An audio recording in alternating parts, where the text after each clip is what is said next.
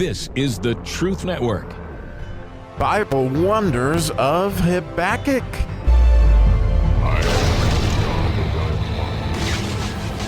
We have arrived at the 13th verse of the second chapter of Habakkuk, and so we get to dig into this mem verse, which is, again, water, or it's Jesus and the Messiah in so many different ways, and you can see, I hope you can see with me that what we have here is a serious lack of water and a great deal of inflammation, so we'll get right into that. So, wow. Behold, it is not of the Lord of hosts that the people shall labor in the very fire, and the people shall weary themselves for very vanity. Oh, I was just marveled, I guess would be the best, to look into this verse and to see all that is in it that has to do with how we are spending our lives on all these things that are essentially going towards the fire. And how, oh my goodness, the solution is water to all the inflammation, and you don't see much of it in this verse, because in a way, and I think it's very much, this is the woe that was described in the previous verse, that if you build your city on blood and establish it with iniquity, well, here you go. You will be, like it said in the 5th verse, you're going to be, or maybe it was the 6th verse, you're going to be trying to build your nest on high, struggling like crazy to make a place that's safe for yourself, because since you've taken everything on yourself and this is all about you, there is essentially no place to hide or no way to keep up with the Joneses. You're essentially wearying yourself. And I really liked the word vanity at the very end of the verse. It's almost like the carrot on a stick, or the idea of a light at the end of the tunnel. It's in fact, I think that's the best way to describe it, because it's a yud coming after a resh, and the last letter's a kuf. And what that is like the light is a very, very far away, but you're chasing it, okay? There, when you catch it, it's not going to be what you hope for. In other words, you're laboring for nothing. And God is saying, it's not because of me. It's because of your lack of faith. Again, this whole verse, this whole section of the book, to me, he's trying to give us this idea of, make it clear so that he will run that readeth it, right? And you might remember, I keep going back to this, that the last verse in the Dalet section, which is the 4th verse in this, is he will run in the path of thy commandments when I will run in the path of your commandments when thou enlargest my heart.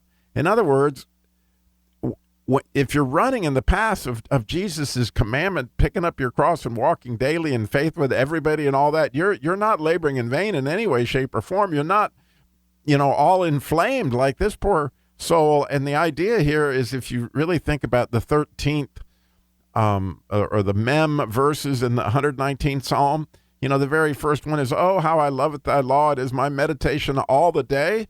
Oh, if these people only had that, they would be pouring water on this fire. I mean, they have a serious case of inflammation, as you can see. And the other thing that jumped out at me was when Rashi, in fact, the Jews translate this quite differently. It says, the way they have it translated is, behold, it is not of the Lord of hosts that the people are sated in the very fire. They're sated in fire. In other words, they're full of fire. That they're, the idea of sated is like you've eaten till you're totally full. Well, these people are full of fire, and they're totally inflamed. And I'm sure you've met people like this, or maybe you're even familiar with stories. I was thinking about, the whole idea of Mary Poppins, to take you a light story on this rather than all the heavy stories that you could think about.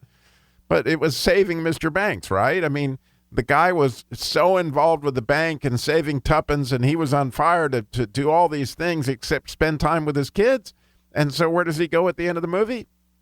Let's go fly a kite, spending time with the kids, and everybody is smiling, and they're no longer chasing, the tuppence, so to speak, because Jesus has poured some water on this particular fire, because he repented, essentially turned back towards his family. Again, a small version of what was really available to them had they turned, their eyes on the real solution to the verse is the mem. We can turn to, just like you're turning to this podcast, and I'm so grateful that you are, hopefully to get some water for your fire. His word is living water, and as we take this in every day, it helps us with all our spiritual inflammation. It just does, and it's so spectacular.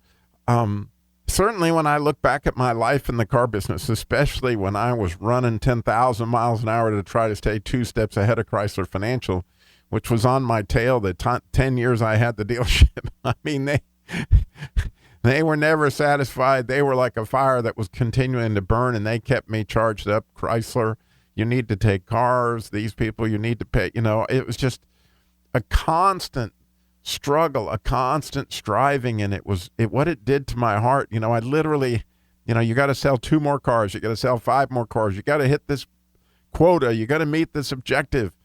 And all this went on to where I literally, for years after I got out of the car business, I had nightmares every night. I have to sell 5 more cars. I'd wake up in a cold sweat. I got to sell 5 more cars.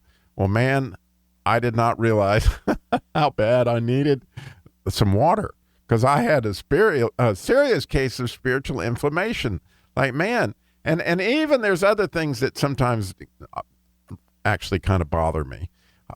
Like if you look at the Bible app, they give you a little medal, if you can look at it every single day, or all these other different little trinkets. And in fact, Napoleon said men will give up their lives for a piece of ribbon.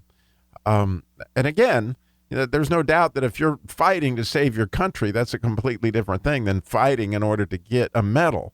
And the leveling up in, the people that spend so much time on video games, right?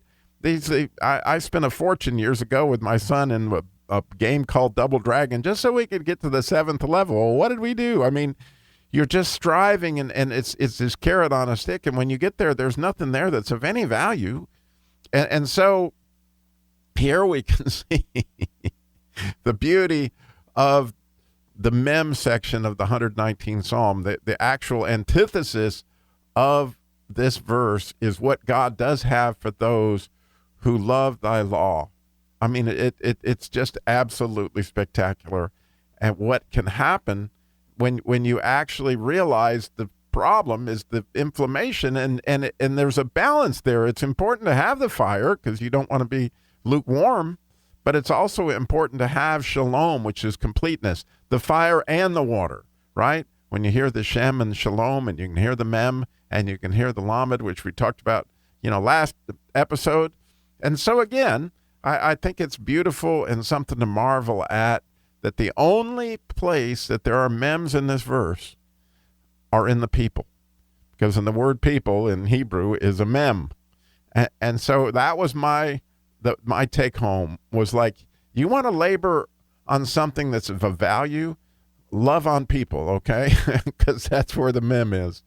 Love on Jesus. It's clearly where the mem is, as he is the Messiah. But if we love on God and love on others, if we have great faith in God and great faith in others, then we live without our hearts on fire, because we don't want that situation where it's dog eat dog. I've lived it, and I know I don't want to live it anymore. Thank you so much for listening again. If this shed any light for you and you would like to share that light, there's no doubt in my mind that God is about sharing the light. And so if he puts it on your heart to share this with somebody, please do. And thank you again for listening.